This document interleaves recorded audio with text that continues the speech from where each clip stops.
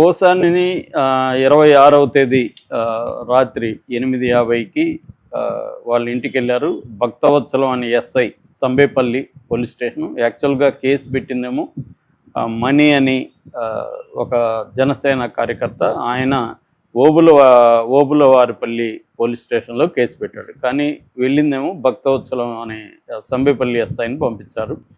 So 9:10కి అలాగా night పోసాన్ని తీసుకున్నారు. యాక్చువల్గా వాళ్ళు ఇచ్చిన నోటీసులేమో మరుసటి రోజు డేట్ ఉంది, 27వ తేదీ 8:45 రాత్రి ఆ టైము డేట్ వేశారు. కానీ పట్టుకుందేమో ముందు రోజు.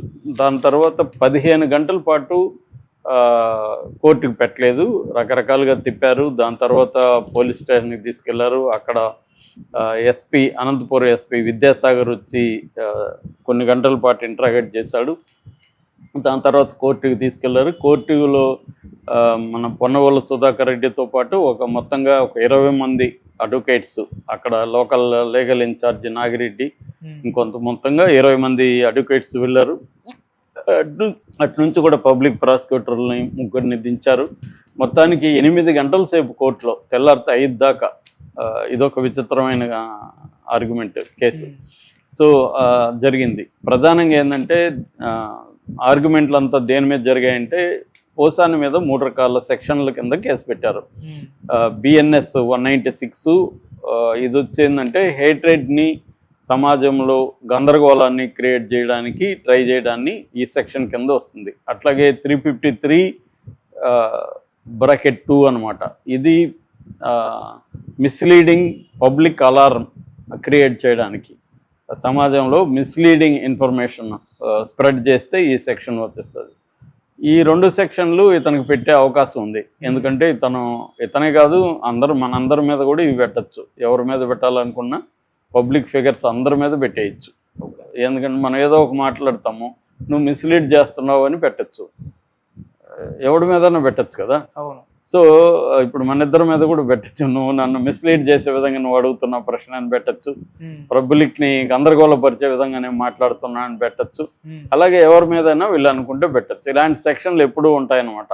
ప్రభుత్వానికి అనుకూలంగా, ప్రభుత్వాన్ని ప్రశ్నించే వాళ్ళని నోరు నొక్కడానికి ఇలాంటి సెక్షన్లు ప్రతి చట్టంలో పెట్టుకుంటారు. ఇక 3వది అన్నిటికంటే దీని మీదే డిస్కషన్ జరిగింది. అదేంటంటే 111 రెడ్ విత్ 3 బ్రాకెట్ 5.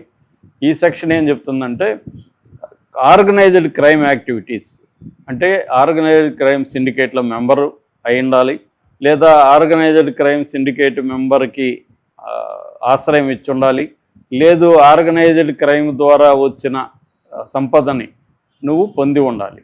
ఈ 3 రకాలు వర్తిస్తాయన్నమాట ఈ 111 సెక్షన్. అది పెట్టారు. ఈ మధ్య దేశంలో విపరీతంగా ఈ సెక్షన్ని దుర్వినియోగం చేస్తున్నారని సుప్రీంకోర్టు కూడా అంటుంది.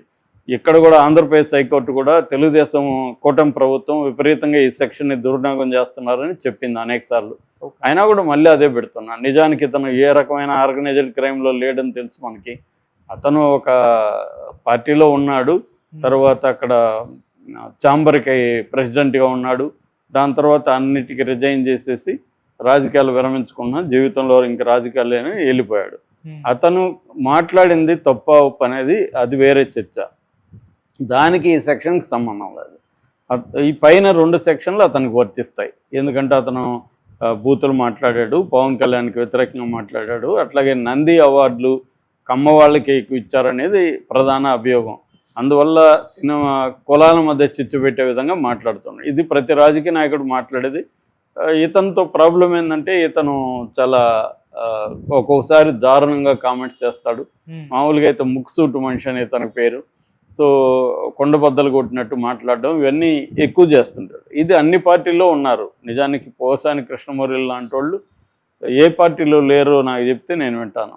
ప్రతి పార్టీలో ఉన్నారు. ఇక్కడ చూస్తున్నాం మనం ఎట్లా బూతులు తిట్టుకుంటారు తెలంగాణలో, అక్కడ అంతే. కాబట్టి ఇలాంటి వాళ్ళు అన్ని పార్టీల్లో ఉన్నారు. పెడితే అందరి మీద కేసులు పెట్టాలి. మొత్తానికి ఇది ఈ 111 మీద ఎక్కువసేపు జరిగింది. 111 పెట్టడం కరెక్ట్ కాదని జడ్జి కూడా ఒప్పుకున్నారు.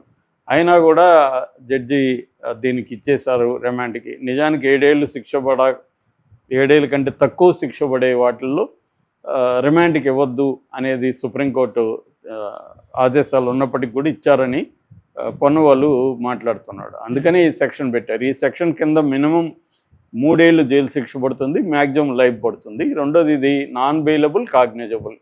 నాన్ బెయిలబుల్ అంటే అందరికి తెలుసు, బెయిల్ రాదు. కాగ్నిజబుల్ అంటే కోర్టు వారెంట్ లేకుండా ఎవరినైనా అరెస్ట్ చేయొచ్చు, దాన్ని కాగ్నిజబుల్ అంటారు. ముందస్తు కోర్టు పర్మిషన్ అవసరం లేదు, నోటీసులు ఇవ్వాల్సిన అవసరం లేదు. మామూలుగా అయితే 41A కింద ఇంతకుముందు CRPC నోటీసులు ఇవ్వాలి.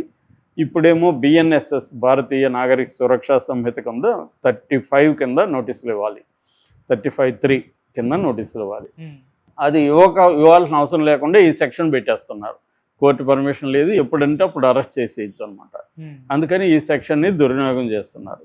సో దీని మీద ఒక చర్చ జరుగుతుంటే ఇటుపక్క ఏదైనా అక్కడ రాజకీయమే కాబట్టి తెలుగుదేశం వాళ్ళు ఇతని వీడియోల్ని పంపు చేస్తున్నారు. ఇతను పవన్ కళ్యాణ్ని ఎట్లా పర్సనల్గా మాట్లాడారని దానికి సమాధానంగా వైసీపీ వాళ్ళు జనసేన బ్యాచ్ ఇతన్ని ఎలా అటాక్ చేశారు, ఇతను 3 రోజుల పాటు అజ్ఞాతంలోకి వెళ్లాల్సి వచ్చింది, ఇతని ఇంటి మీద దాడి చేశారు వాళ్ళు, ఇతని భార్యని వాళ్ళని బూతులు తిట్టారు, దానికి సమాధానంగానే ఇతను పవన్ కళ్యాణ్ మాట్లాడాడనే డిఫెన్స్ వాళ్ళు మాట్లాడుతున్నారు.